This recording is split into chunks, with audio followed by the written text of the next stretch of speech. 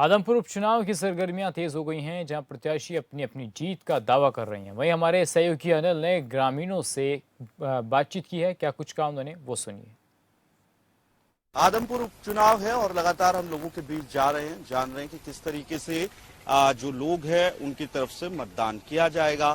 फिलहाल बगला गांव में हम हैं और यहाँ पर ग्रामीण हैं, उनसे जानेंगे कि किन मुद्दों को लेकर उनकी तरफ से मतदान किया जाएगा। आप बताएं, क्या नाम है आपका? मेरा नाम संदीप कुमार है जी, गांव बगला से हूँ। संदीप जी, वोट जब डालेंगे आप, तो किन मुद्दों को ध्यान में रखते हुए वोट करेंगे? मुद्दा तो जी काम आदमपुर हल्का न काम लेना है। यो तो एक बार जीत जाए है, आवा कोनी दोबारा है। ये जेपी है कांग्रेस का, तो बढ़िया सिस्टम बन रहा है।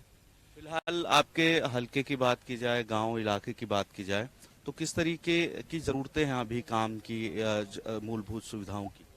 जरूरत तो सारी है जी, खैर बच्चा का स्टेडियम की भी है और भी है, गलियां की भी है, वाटर की भी है। समस्या तो घनी है। जब अलग अलग कैंडिडेट आपके बीच में पहुंचते हैं अपनी बात लेकर, तो सुनते आप सभी की बातें होंगे कि क्या बात सभी कर रहे हैं, किस तरीके की डिमांड्स है, किस तरीके के वादे की जा रही सारा ही देखना पड़ेगा जी। आवे बात सुना, सारे अपने अपने कह के जाओ। तो कल और दाल गड़ा कोने जी, जेपी कांग्रेस निकालेगी सीट या आदमपुर की।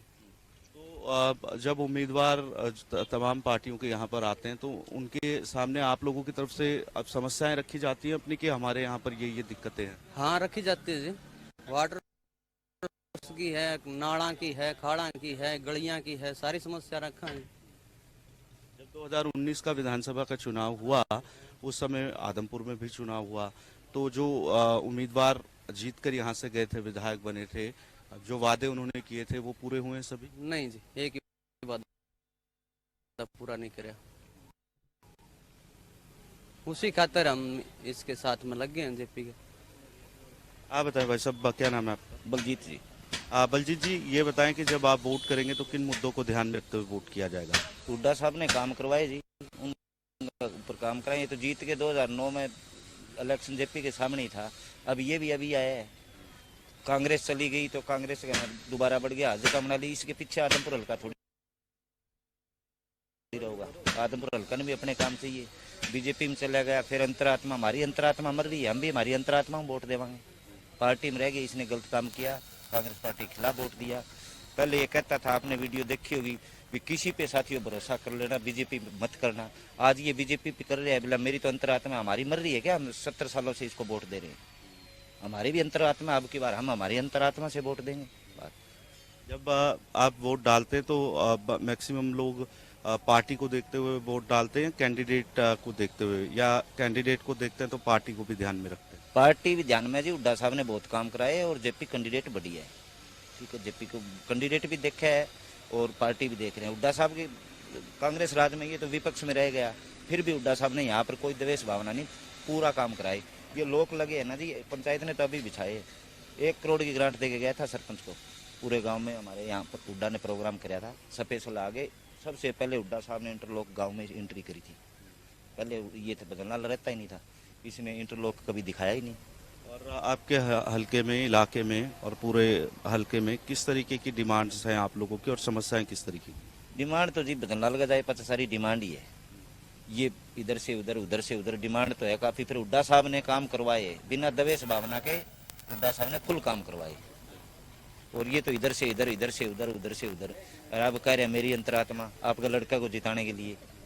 हमारी अंतरात्मा नहीं है क्या? हमारी भी अंतरात्मा। कई पार्टियां ऐसी हैं जिनके उम्मीदवार चुनावी मैदान में हैं। आप खुद यहाँ रहते हैं, लोगों के बीच जाते हैं, तो ऐसा नहीं लग रहा कि सभी पार्टियों के जो उम्मीदवार हैं वो मुकाबले में हैं? नहीं नहीं, जेपी और भव्य बिश्नोई की टक्कर है। अब की बार जेपी जीतेगा, यहाँ से देख लेना आप। जेपी अब की बार पूरी लीड के साथ जीतेगा। तो फिलहाल यहाँ पर और भी लोग हैं, उनसे भी जानेंगे कि किस तरीके की डिमांड्स उनकी हैं और क्या ऐसे मुद्दे रहेंगे जिसको लेकर वोट करेंगे। सर, जब वोट करेंगे तो किन मुद्दों को लेकर वोट किया जाएगा? सर हम हैं दुकानदार आदमी, तो एक पार्टी का किसी का पक्ष नहीं ले सकते सर। आप ये बताइए, पक्ष नहीं रखना, आप ये बताइए, अपना पक्ष रखिए। ये नहीं जानना चाह रहे कि किसे वोट करना चाह रहे हैं, केवल ये जानना चाह रहे हैं कि मुद्दे आपके क्या रहेंगे जब आप वोट करेंगे, तो किन मुद्दों को ध्यान में रखते हुए आपकी तरफ से वोट? सर विकास के ही रहेंगे सर। हमें विकास चाहिए, जो विकास करेगा उसको वोट दे देंगे सर। अभी मौजूदा समय में क्या स्थिति है इलाके की, आपके और पूरे हलके की? क्या विकास हुआ है? सभी चीजें मिल रही हैं, सड़कें, पानी और जो भी मूलभूत सुविधाएं रहती? सर कुछ कमियां हैं आदमपुर के अंदर, अभी तक सड़कें बननी है, सीवरेज की व्यवस्था होनी है, वो पेंडिंग है अभी सर। तो फिलहाल लोगों की तरफ से विकास को देखते हुए वोट किया जाएगा, यानी जब वोट होगा तो विकास जो है वो अहम मुद्दा रहेगा जिसको लेकर वोट किया जाएगा। तमाम मूलभूत सुविधाएं, चाहे उसमें सड़कों की बात हो, पानी की बात हो, बिजली की बात हो, खेती की बात